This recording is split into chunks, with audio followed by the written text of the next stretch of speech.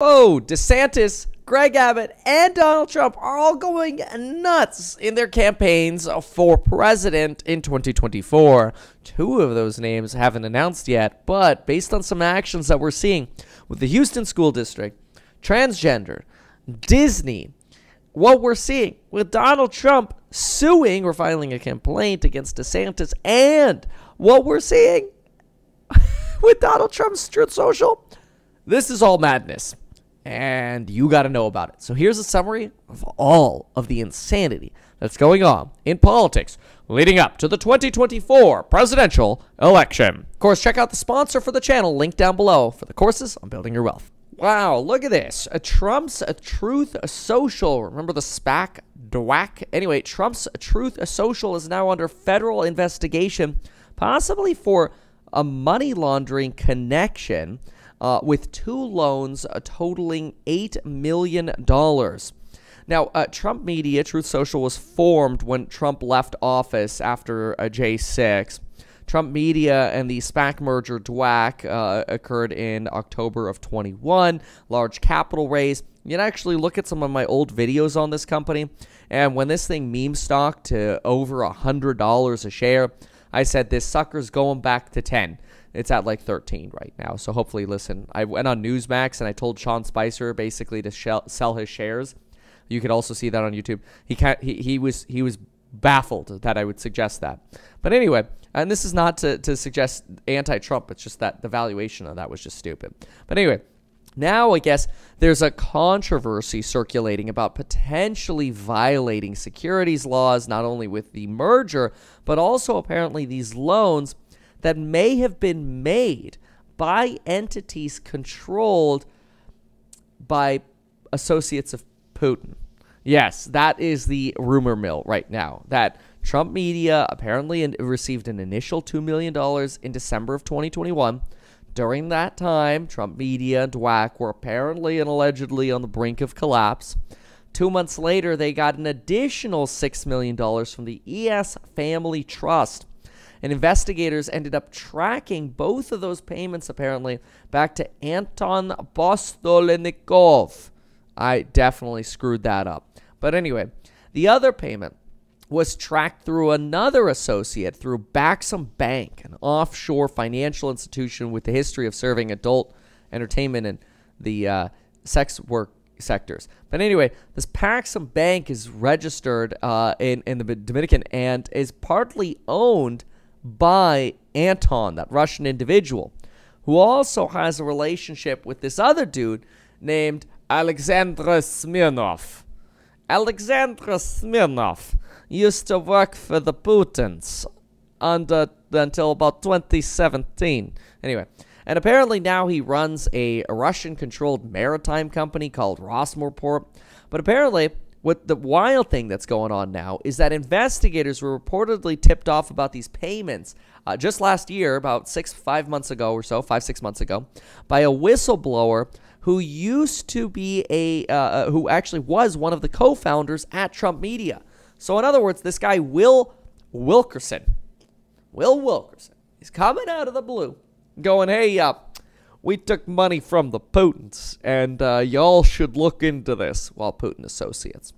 Wilkerson apparently told The Guardian, the English newspaper, that Trump Media's CFO, Philip Juan, everybody's got like two first names here, weighed returning the money back to the Russians, but never did because losing $8 million of the $12 million company at the time, because they only had about $12 million in their accounts at the time, 8 of it from Russians, would strain their finances. Now, apparently, Trump's son, one of Trump's sons, not Jared Kushner, that's his son-in-law. Anyway, apparently one of the Trump sons was aware of the initial payment, and the first loan was a $2 million wire transfer that was actually orchestrated by one of the Trump sons. And there was a mention from John Haley, a lawyer for Trump Media, that hey, I just want to keep you in the loop, Trump son. And Trump Jr. replied, "Thanks, John, much appreciated." So quite interesting. Yeah, it was Don Jr. Trump media chair said Trump, quote, did not seem to be particularly interested in managing the day-to-day running of the company, so it's unclear if he was aware. Now, what I think is so interesting about the Trump organization, and look, I'm coming from somebody who used to watch Apprentice all the time, and I think it's interesting. What I think is so interesting about the Trump organization is they always cover for Donald Trump. We don't think Donald knew anything about these Russian wires. He's too busy to be interested in running this company. There's always a way somehow Donald Trump ends up separated from the management of these businesses. It's really interesting. So federal money laundering rules state that prosecutors would somehow have to, in order for there to actually be any kind of violation here, prosecutors would basically have to prove that Trump media had unlawful activity related to it. And that they were trying to somehow conceal the source of payments. And so it might actually be an uphill battle to suggest that, there was any kind of actual money laundering here. And a lot of this, too, gets peddled by, as we know, in mainstream media, just to sort of find any potential way to bag on Trump. But it's just something that some folks have been asking me about, so I thought I'd cover it. Now, investigators apparently are most sketched out by the relation to Paxum Bank because of its reputation for working in sort of sus industries, whether that's higher banks basically associated or industries associated with a higher risk of money laundering.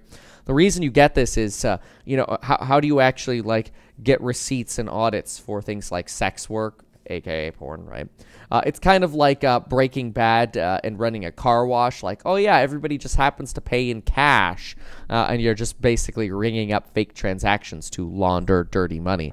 These are just allegations at this point. I do think it's very interesting how, again, Donald Trump seems to really be able to separate himself from always conveniently the management of these businesses. I don't know. Personally, I always thought it was pretty wild. Now, it's actually interesting. Joe Rogan mentioned this as well. See, 31095, whatever. An individual here in the comments says, I'll take Trump over Biden any day. Now, what's actually interesting about that is Joe Rogan said the same thing. Joe Rogan made this argument that, look, even though Trump has his problems, at least in the mind of Joe Rogan, Trump is aware and potentially capable. Although then again, there are a lot of people who argue they would rather have no one than either president. So it's quite divisive and nonsense. It just makes me always remember to mention to you that you should check out the link for life insurance link down below because it's so stressful. And if you go to metkevin.com/life, you could get a life insurance quote and sign up an Apple Pay or Android Pay for it within 5 minutes, which is really convenient. So check that out. Link it down below. But apparently you've got the Texas Education Agency, acronymed T, which has announced a state takeover of Houston's public school district. The Houston Independent School District, the HISD. Texas does ISDs out here for school districts. But anyway, the Houston version of this serves nearly 200,000 students. And apparently now the state has taken over this district. And so there are a lot of questions about what's going on here. A simple way to know this is basically a local school district. Typically, this sort of takeover typically occurs when there's some form of performance, financial performance issue, financial mismanagement, or corruption. This has happened in Philadelphia, New Orleans, and Detroit before, where cities were basically going bankrupt. However, critics are arguing that this takeover in Houston is really just political as a way to potentially set up Mr. Abbott, Governor Abbott, for a presidential run. Some people are basically calling this Mr. Abbott's Disney. Think about what Ron DeSantis did with Disney in Florida, and that this is maybe a way for Governor Abbott to go, we're tough on education out here. Look, we took over a district even. Usually only poor areas do that, like Detroit or whatever. Not to back on Detroit. I think Detroit's actually growing pretty nicely from the inside out. But anyway, Apparently, this takeover has been considered, quite frankly, since 2019, following allegations of misconduct by school trustees, inappropriate influence on vendor contracts, and persistently low academic scores at one of its approximately 50 high schools. Despite challenges, new education laws were passed by the state-controlled legislature, and they basically set up a way for the state government to take over the Houston Independent School District. The school district has also suffered from declining enrollment, a 3.3% drop in student body between 21 and 22. And the impact on students really has been that the takeover could ultimately lead to sort of a more state-mandated curriculum, which that's leading some folks on Twitter to sort of freak out over this idea that I guess local parent rights don't matter anymore and that we're just going to peddle whatever the state wants. Some folks are saying Houston is a liberal and diverse city, and this is basically a Republican governor trying to come in and ream a Democratic district. The Texas Association of Democrats issued a statement obviously opposing the takeover as well. And so, again, a lot of people are suggesting that this is really just a pawn and a political play. In fact, the Texas Democrats Association says, quote, "For a party that claims to exemplify small government, those Republican politicians sure have a strange way of respecting local control, shoving their agendas down the throats of every local community." I think this is all a setup for the 2024 presidential election. And I think you're going to end up seeing Abbott and DeSantis try to run against Donald Trump here. And that's why I think this is so relevant to really what is potentially happening in our political environment going forward. Now, of course, as the state takes control of a school district, potential solutions could include targeted support for underperforming schools. Obviously, the state has more money than an individual school district does, so there is some hope that this could actually be a good thing. Although some people are just calling it a straight-up political pawn. The governor of Texas has not confirmed whether he wants to run for president in 2024, but several sources have speculated about his presidential bid. Abbott begins his third term as governor here, and, as he begins his third term as governor, he's downplayed his presidential ambitions, focusing on his role as governor. But his roles as governor and sort of his plans for governor have given us a sort of a head-scratching idea that his goals, based on his State of the State address, could be national goals. Think about it. Securing the border, improving public safety, supporting veterans, expanding access to healthcare, investing in education. And see, there's a thought that his aggressiveness in conjunction with DeSantis of taking migrants and sending them to Washington, D.C., taking over Disney on behalf of, or DeSantis taking over Disney, and then Abbott taking over the Houston School District, a Democratic region. These are potentially all just political plays to set these people's reputation up for a run for president in 2024.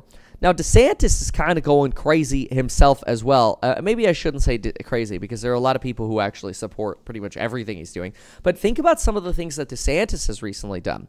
So the Marriott World Center in Orlando just had its liquor license suspended by none other than the governor of Florida, following apparently a, quote, controversial drag show that took place on December 27th.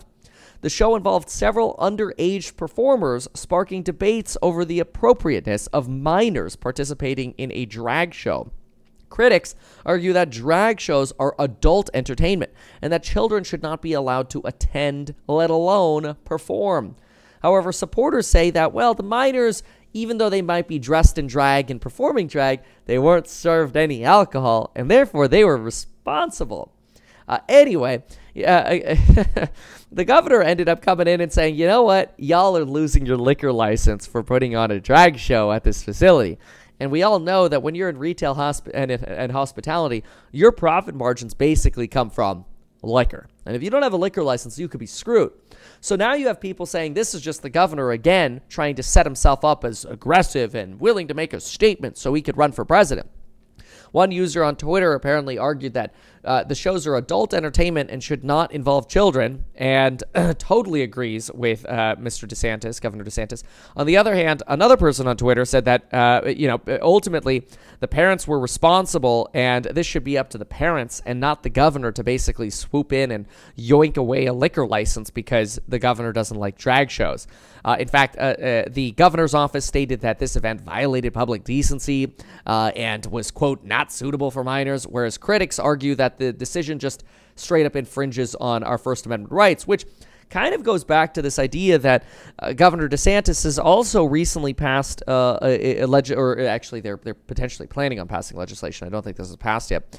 But the media defamation bill, there has been a proposed media defamation bill that would basically make it easier for public figures to sue media outlets when basically critics talk about them without registering with the state and potentially paying fees for being registered. So, all of that is happening on the heels, dare I say heels, while talking about drag. Anyway, on the heels of the clash between DeSantis and Disney. Personally, I think that's a little overblown, the whole Reedy Crete assignment of DeSantis appointed board members taking control back from Disney. I really think it's mostly political.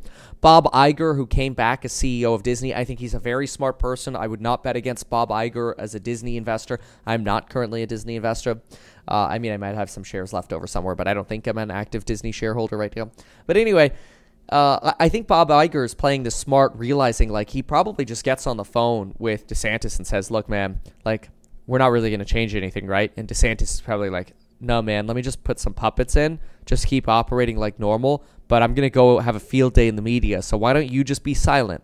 And I'll have a field day in the media about how I put on my big boy pants so I could run for president one day. I think that's kind of what DeSantis is trying to pull off here.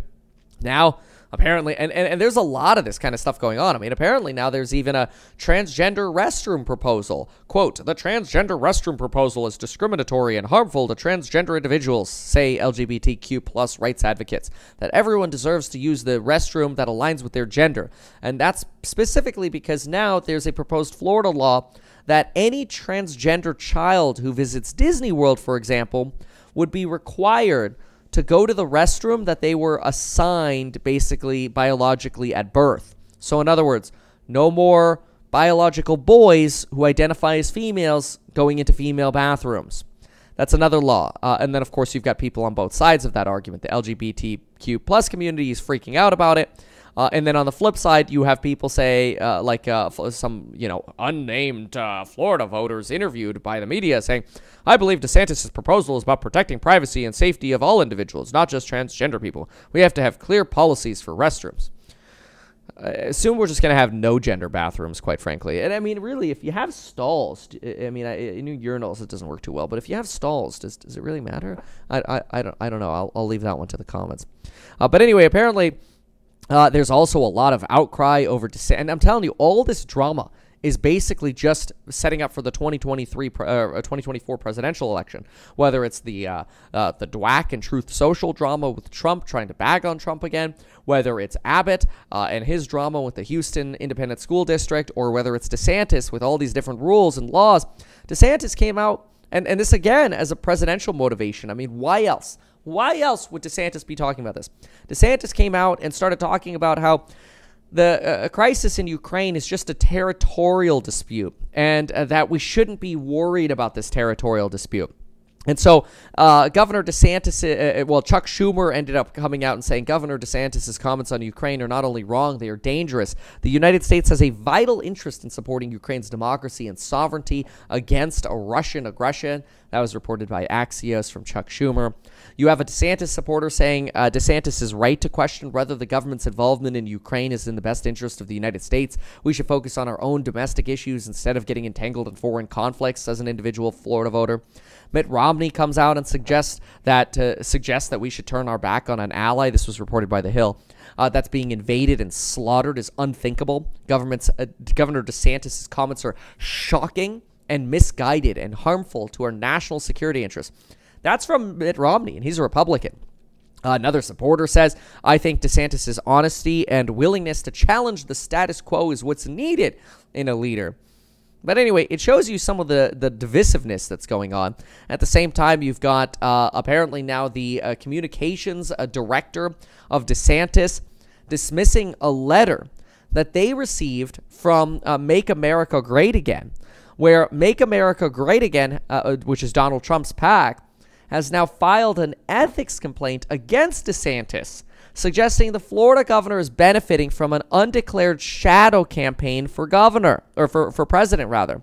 You literally now have Trump bagging on DeSantis, suggesting DeSantis is basically running for president, but he just hasn't declared it yet because he's operating under the guise of being on a book tour.